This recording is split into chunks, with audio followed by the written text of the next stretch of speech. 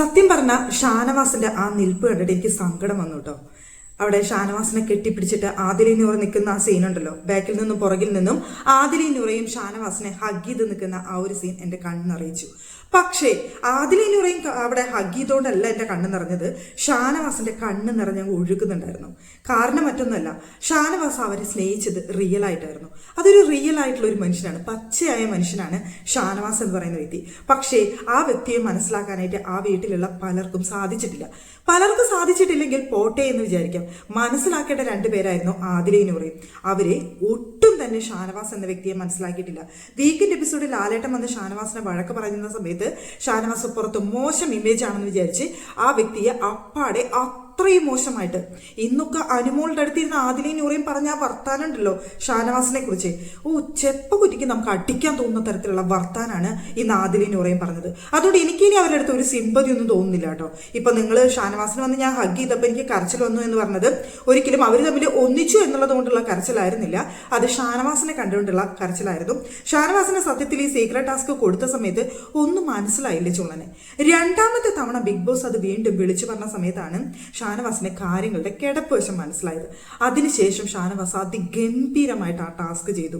അതിഗംഭീരം എന്ന് വെച്ച് കഴിഞ്ഞാൽ അത്രയും മനോഹരമായിട്ട് ആ സീരിയസ് മോഡ് ഉണ്ടല്ലോ, അവിടെ അക്ബറിന്റെ അടുത്ത് മാത്രമാണ് ഇതൊരു പ്രാങ്ക് ആണ് എന്നൊരു കാര്യം പറഞ്ഞത്, ബാക്കിയുള്ളവരും അടുത്ത് മുഴുവൻ ഇത് ഒരാളെ പുറത്താക്കാനുള്ള ആ ഒരു ടാസ്ക് ആണെന്ന് പറഞ്ഞ് അതിഗംഭീരമായിട്ട് ഓരോരുത്തരും വോട്ട് ചെയ്യുമ്പോഴും ഷാനവാസ് ഇരുന്നിങ്ങനെ കൈയടിക്കും.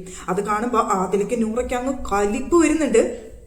ലാസ്റ്റ് അതിൽ ഇറങ്ങുന്ന സമയത്ത് കൈ കൊടുക്കാൻ നോക്കിയപ്പോൾ പോലും ഷാനവാസ് അവിടെ മൈൻഡ് ചെയ്യാതെ പോക്കറ്റിൽ നിന്ന് കൈ എടുക്കാതെ മൈൻഡ് ചെയ്യാതെ നിന്നു. ആ സമയത്ത് തൻ്റെ മനസ്സിലുള്ള വിഷാണ് വരുന്നത്, തൻ്റെ മനസ്സ് അങ്ങനെയാണ്, അങ്ങനത്തെ വൃത്തികെട്ടവനാണെന്നൊക്കെ പറഞ്ഞിട്ടാണ് അവിടെ നിന്ന് ആദിലി നൂറ ഇറങ്ങുന്നത്. അന്ന് ആദിൽ എന്നിട്ട് പറയുന്നുണ്ട്, എൻ്റെ ഒപ്പം ഫോട്ടോ എടുക്കാൻ പോലും അയാൾ വേണ്ട, ഷാനവാസ് ഇല്ലാത്ത എനിക്കൊരു ഗ്രൂപ്പ് ഫോട്ടോ മതി എന്ന് പറഞ്ഞിട്ട് മാറ്റി നിർത്തുന്നുണ്ട് ഷാനവാസിനെ. അതിനുശേഷം ബിഗ് ബോസ് തിരിച്ചു വരൂ എന്ന് പറഞ്ഞതിന് ശേഷം ഷാനവാസ് ആണ് ഇതിൻ്റെ പ്ലാൻ എന്ന് പറയുമ്പോൾ രണ്ടുപേരും വന്ന് ഹഗ് ചെയ്യുന്നുണ്ട്. അതൊരു ആത്മാർത്ഥമായിട്ടുള്ള ഹഗ്ഗിങ് ആണെന്നൊന്നും എനിക്ക് തോന്നിയില്ല കേട്ടോ. അത് ആ സമയത്ത് തിരിച്ചു വന്നതിൻ്റെ പേരിലുള്ള ഒരു ഹഗ്ഗിങ് മാത്രമായിട്ട് എനിക്ക് തോന്നിയിട്ടുള്ളൂ. അവിടെ സങ്കടം വന്നതും ഉള്ളുകൊണ്ട് കരഞ്ഞതും പുറമേക്ക് കരഞ്ഞതും അത് അത്രയും ഉള്ളിലേക്ക് എടുത്തതും ഒരൊറ്റ വ്യക്തി മാത്രമായിരുന്നു, ഷാനവാസ് മാത്രമായിരുന്നു. അതിൽ കൂടുതൽ എനിക്ക് അവിടെ ഒന്നും പറയാൻ തോന്നിയില്ല. പിന്നെ നമ്മുടെ അനുമോളായിട്ട് സംസാരം ഉണ്ടായെന്ന് ഞാൻ പറഞ്ഞില്ലേ, ഈ ആദിലയും നൂറയും ഇന്ന് അനുമോളായിട്ട് ഒരുപാട് തമ്മിൽ വഴക്കിടുന്നുണ്ട്. അവിടെ ആദിലയും നൂറയും നോമിനേറ്റ് ചെയ്തത്, ജയിലിലേക്ക് നോമിനേറ്റ് ചെയ്തത് അനുമോളെയാണ്. അപ്പോൾ എന്തിന് നിങ്ങൾ എന്നെ നോമിനേറ്റ് ചെയ്ത്, എന്നേക്കാൾ വലിയ തെറ്റുകൾ ചെയ്ത ആൾക്കാർ ഇവിടെ ഉള്ളപ്പോൾ ചെറിയ ചെറിയ ചില്ലി, അതായത് സില്ലി, അത്രയും ചില്ലി ആയിട്ടുള്ളത്, അതോടെ ഞാൻ അങ്ങനെ പറഞ്ഞത്, അത്രയും ചെറിയ വിഷയങ്ങൾക്ക് നിങ്ങൾ എന്തിനെ എന്നെ അങ്ങോട്ട് വിട്ടു എന്ന് ചോദിച്ചുകൊണ്ട് അനുമോളോട് ചോദിക്കുന്ന സമയത്ത് ഇവരെ ഒരുപാട് ന്യായീകരണങ്ങൾ പറയുന്നുണ്ട് ആദിലയും നൂറയും. നീ ഇവിടെ ചെയ്യുന്ന കാര്യങ്ങളൊന്നും ശരിയല്ല എന്ന് പറഞ്ഞിട്ട് ഒരുപാട് കാര്യങ്ങൾ അവിടെ അനുമോളെ കുറിച്ച് പറയുന്നുണ്ട്. കുറേ കാര്യങ്ങൾ ശരിയാണേനും ഇല്ലെന്ന് ഞാൻ പറയുന്നില്ല, അനുമോളുടെ ഭാഗത്തു നിന്നുണ്ടായ ഒരുപാട് ഫോൾട്ടുകൾ അവർ ചൂണ്ടിക്കാണിക്കുന്നുണ്ട്. അതോടൊപ്പം തന്നെ അനുമോളെ വലിച്ചു കീറുന്ന രീതിയിലാണ് അവർ രണ്ടുപേരും സംസാരിക്കുന്നത്. അതായത് ഗെയിമിന്റെ ഭാഗമായിട്ട് നീ എടുക്കാതെ എന്തിനാണ് ഇത് സീരിയസ് ആയിട്ട് എടുക്കുന്നത്, നീ എന്തിനാണ് ഉള്ളിലേക്ക് എടുക്കുന്നതെന്ന് ചോദിക്കുന്ന ആൾക്കാർ അനുമോള് പയർ കൊടുത്തില്ല എന്ന് പറഞ്ഞിട്ടാണ് അനുമോളെ നോമിനേറ്റ് ചെയ്യുന്നത്. അവിടെ അനുമോള് പയർ എടുത്തപ്പോൾ ഇത് എല്ലാവർക്കുള്ളതാണ്, എന്തിനാണ് നീ എടുത്തതെന്ന് അതിലെടുത്ത് ചോദിച്ചു എന്നല്ലാതെ അവിടെ ഒരു വിഷയമുണ്ടാക്കാനോ പ്രശ്നമുണ്ടാക്കാനോ അനുമോള് പോയിട്ടില്ല. എന്നിട്ടാണ് ഈ പറയുന്ന ആദില ഈ അനുമോളെ നോമിനേറ്റ് ചെയ്യുന്നത്. അപ്പൊ ഈ ആദില ഉള്ളിലേക്ക് എടുത്തതല്ലേ, അതിങ്ങനെ ഗെയിം ആയിട്ട് കണ്ടോ ആദില? അപ്പൊ എന്താണ് ഇവർക്ക് അനുമോളെ കുറ്റം പറയാനായിട്ട് യോഗ്യത എന്നാണ് എനിക്ക് തോന്നിയ കാര്യം. പിന്നെ ഇവര് ഫ്രണ്ട്സ് ആണെന്ന് പറഞ്ഞു കഴിഞ്ഞാൽ ഇങ്ങനെയല്ല ഫ്രണ്ട്ഷിപ്പ് എന്ന് പറയുന്നത്. ഒരാൾക്ക് പ്രശ്നം വരുമ്പോൾ കൂടെ നിൽക്കുന്നവനാണ് ഫ്രണ്ട്സ് എന്ന് പറയുന്നത്. അല്ലാതെ ഒരാൾക്ക് പ്രശ്നം വരുന്ന സമയത്ത് അയാളെ ഇല്ലാണ്ടാക്കാൻ, കിട്ടിയ സമയത്തിന് അയാളെ ഇല്ലാണ്ടാക്കാൻ ശ്രമിക്കുന്നതല്ല ഫ്രണ്ട്ഷിപ്പ് എന്ന് പറയുന്നത്. ഇവിടെ ആദിലയും നൂറയും അതാണ് ചെയ്തുകൊണ്ടിരിക്കുന്നത് ഞാൻ പലതവണ പറഞ്ഞിട്ടുണ്ട്. അത് തന്നെയാണ് ഇന്നവിടെ കാണാനായിട്ട് സാധിച്ചത്. എന്നിട്ട് ഈ ആദിലയും നൂറയും പ്രശ്നം എന്താണെന്നറിയോ, അനുമോള് അനീഷിന്റെ അടുത്തും ഷാനവാസിന്റെ അടുത്തും സംസാരിക്കുന്നത് അത്ര. നിനക്കിപ്പോ ഷോനവാസിന്റെ അടുത്ത് മാത്രം സംസാരിച്ചാൽ മതിയല്ലോ, കിച്ചണിൽ നൈറ്റ് ഇട്ട് നിൽക്കുന്നുണ്ട് ഷോനവാസ്, നീ അവിടെ പോയി സംസാരിക്കുന്നത്. അനുമോളുടെ അടുത്ത് പറഞ്ഞ വർത്താനാണ് ആദിലയും നൂറയും. ഇനി ഈ ഷാനവാസ് ഇവരെ എത്ര ആത്മാർത്ഥമായിട്ടാണ് സ്നേഹിച്ചതെന്നൊന്ന് ആലോചിച്ച് നോക്കണം. ലാസ്റ്റ് ഇവൾ പടിയിറങ്ങി പോകുന്ന അവിടെ തിരിച്ചു വരുമ്പോൾ ഷാനവാസിൽ നിന്ന് കരയുന്ന ആ ഒരു കരച്ചിലുണ്ടല്ലോ, ആ മനുഷ്യൻ അത്രയും സ്നേഹിച്ചിട്ട് ഇവർ തിരിച്ചു കൊടുക്കുന്ന ആ ഒരു രീതി ഉണ്ടല്ലോ. ഇന്ന് സംസാരിച്ച ആ വർത്തമാനം അനുമോളുടെ അടുത്ത് വെച്ചിട്ട് ഷോനവാസിന്റെ അടുത്ത് നീ സംസാരിച്ചാൽ മതി, അയാളാണ് ഞങ്ങൾക്കെതിരെ ഇത് മുഴുവൻ ചെയ്യുന്നത്, അയാളാണ് ഞങ്ങൾക്കെതിരെ നിനക്ക് പാരപ്പെടുത്തു തരുന്നത്, അയാൾ ആരാന്ന വിചാരം, അയാൾ എന്തൊക്കെ ഞങ്ങളുടെ മനസ്സിലേക്ക് ഇട്ട് തന്നു എന്നൊക്കെ പറഞ്ഞുകൊണ്ട് ഷാനവാസിനെ പറയാനായിട്ട് ഇനി ബാക്കിയൊന്നുമില്ല. ഇനി അവർ എത്ര സ്നേഹം കാണിച്ച് തിരിച്ചു വന്നാലും ഷാനവാസ് അവരുടെ അടുത്തേക്ക് തിരിച്ചു പോകരുത് എന്നാണ് ഞാൻ ഉള്ളോട്ട് ആഗ്രഹിക്കുന്നത് കേട്ടോ. ഇവിടെ അനുമോളെ കുറിച്ച് പറയുകയാണെന്നുണ്ടെങ്കിൽ അനുമോൾ ഒരുപാട് കാര്യങ്ങൾ പറഞ്ഞിട്ട് രണ്ടുപേരുടെ അടുത്ത് വഴക്കൂടി പിന്നെ അവർ ഒന്നിക്കുകയൊക്കെ ചെയ്യുന്നുണ്ട്. പക്ഷെ അനുമോളെ സംബന്ധിച്ചിടത്തോളം ഞാൻ പറയുന്നു, അനുമോൾക്ക് വേണ്ടാത്തൊരു ഫ്രണ്ട്ഷിപ്പാണ് ഈ ആദിലെ നൂറയുമായിട്ടുള്ള ഫ്രണ്ട്ഷിപ്പ്. ഞാൻ പലതവണ അത് പറഞ്ഞു കഴിഞ്ഞു, പല വീഡിയോകളിലും ഞാൻ പറഞ്ഞിട്ടുണ്ട്. ഇപ്പോഴും ഞാൻ പറയുന്നു, ഒരിക്കലും അനുമോൾക്ക് യോജിച്ച ഫ്രണ്ട്സ് അല്ല അവര്. അനുമോൾ ഇപ്പൊ അവിടെ ചെയ്യുന്നത് മുഴുവൻ നല്ല നല്ല കാര്യങ്ങളാണ്. അനുമോൾ അത്രയും പക്കാണെന്നൊന്നും ഞാൻ ഒരിക്കലും പറയില്ല. അനുമോളുടെ ഭാഗത്ത് ഒരുപാട് ഫോൾട്ടുകളുണ്ട് ബിഗ് ബോസ് വീട്ടിൽ ഇപ്പൊ അനുമോൾ ചെയ്യുന്ന കാര്യങ്ങളിൽ. പക്ഷേ അനുമോൾ ഇവിടെ കണ്ടന്റ് കൊടുക്കുന്നതിനൊപ്പം തന്നെ അനുമോള് ഈ ഫ്രണ്ട്ഷിപ്പിൽ ഒരിക്കലും കള്ളത്തരം കാണിക്കുന്നില്ല, ഫേക്ക് ആയിട്ട് അവിടെ നിൽക്കുന്നില്ല എന്നുള്ളതാണ് ഒരു കാര്യം. പക്ഷെ ഇവരവിടെ ചെയ്യുന്നത് അനുമോളുടെ അടുത്ത് അത്രയും കള്ളത്തരം ചെയ്ത ഫ്രണ്ട്സ്, ആ ഫ്രണ്ട്ഷിപ്പിന്റെ വാല്യൂ തന്നെ ഇല്ലാതാക്കുന്ന രീതിയിലാണ് അവരോട് പെരുമാറിക്കൊണ്ടിരിക്കുന്നത്. ഇന്ന് വീണ്ടും അനീഷിനെ ജയിലിലേക്ക് നോമിനേറ്റ് ചെയ്യുന്നുണ്ടായിരുന്നു. പക്ഷേ ഒന്നോർത്ത് കഴിഞ്ഞാൽ അനീഷിനെ ഇപ്പൊ ജയിലിലേക്ക് വിടാതെ വേറെ ആരെങ്കിലും വിടാം.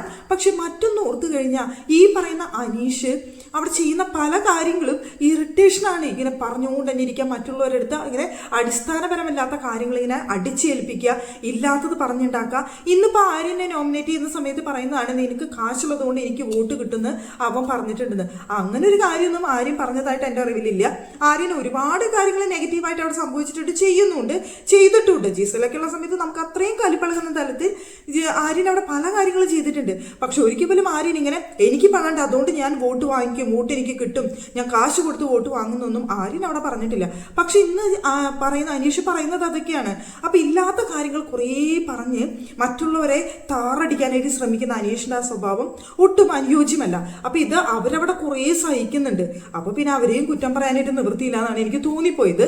പക്ഷെ അതിലും അതുപോലെ തന്നെ നെവിനെയൊക്കെ നോമിനേറ്റ് ചെയ്യേണ്ടതാണ് ജയിലിലേക്ക്. സത്യം പറയുകയാണെന്നുണ്ടെങ്കിൽ നെവിനൊക്കെ അത്രയും മോശമായിട്ട് അവിടെ പല കാര്യങ്ങളും ചെയ്തിട്ടുണ്ട്. അത് നെവിനെയൊന്നും ചെയ്യാത്തതിൽ എനിക്ക് വളരെയധികം മോശക്കേടായിട്ട് തോന്നി ഒന്നോർത്ത് കഴിഞ്ഞാൽ. പിന്നെ നമ്മുടെ ഷാനവാസിനെ കുറിച്ച് പറയുകയാണെന്നുണ്ടെങ്കിൽ ആ വീട്ടിൽ എനിക്ക് തോന്നുന്നു അങ്ങനെ PR ഒന്നും ഇല്ലാതെ നിൽക്കുന്ന ഒരു മത്സരാർത്ഥികൾ ഒരാളാണ് നമ്മുടെ ഷാനവാസ് എന്നാണ് എനിക്ക് തോന്നുന്നത്. ഇപ്പോൾ ഒരുവിധം പേർക്കൊക്കെ അവിടെ PR ഉണ്ടെന്ന് നമുക്ക് അറിയാവുന്ന കാര്യമാണ്.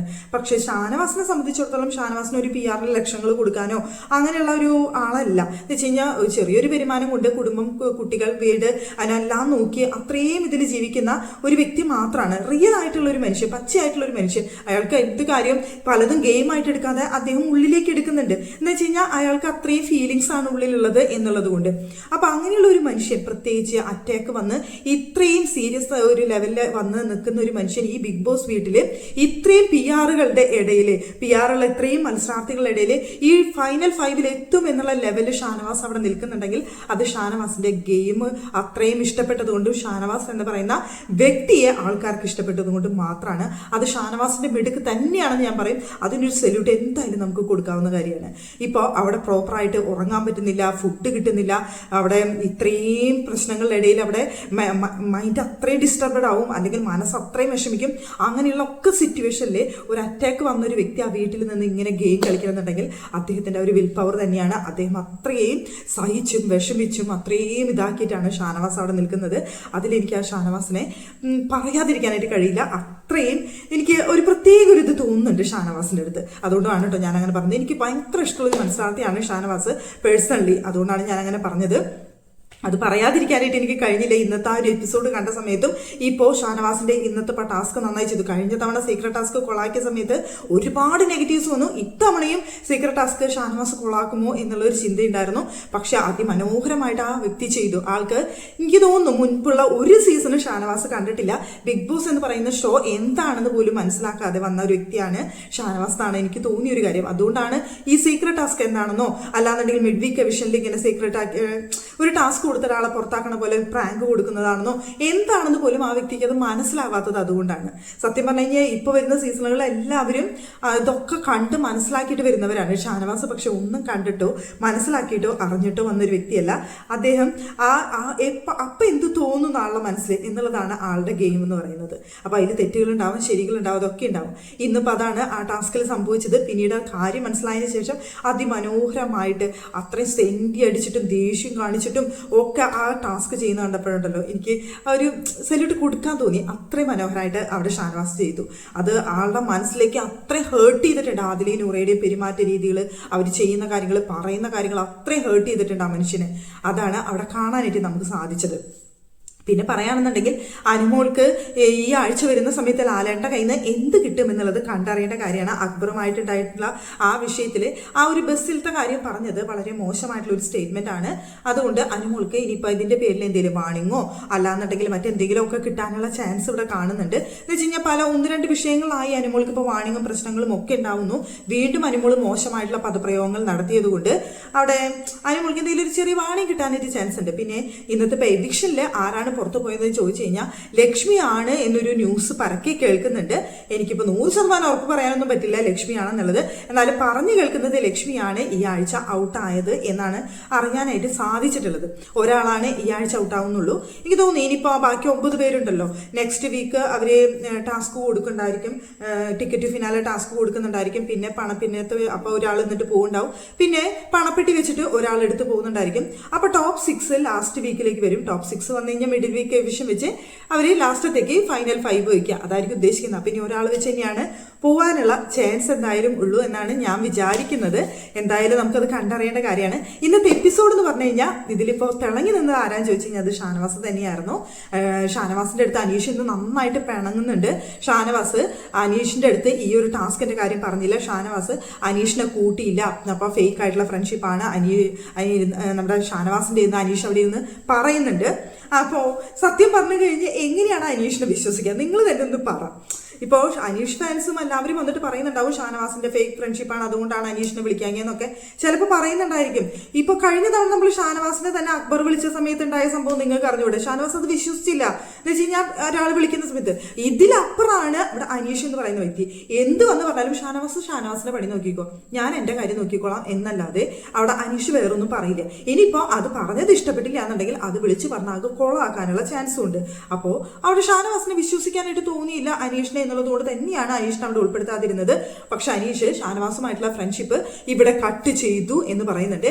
അപ്പൊ ഷാനവാസ് ചോദിക്കുന്നുണ്ട്, ഓ അപ്പൊ നീ ഒരു കാരണം കിട്ടാൻ വേണ്ടി കാത്തിരിക്കായിരുന്നു അല്ലേ ഫ്രണ്ട്ഷിപ്പ് കട്ട് ചെയ്യാനായിട്ട് ചോദിക്കുമ്പോൾ അനീഷ് പറയുന്നുണ്ട് അതേ എന്ന്.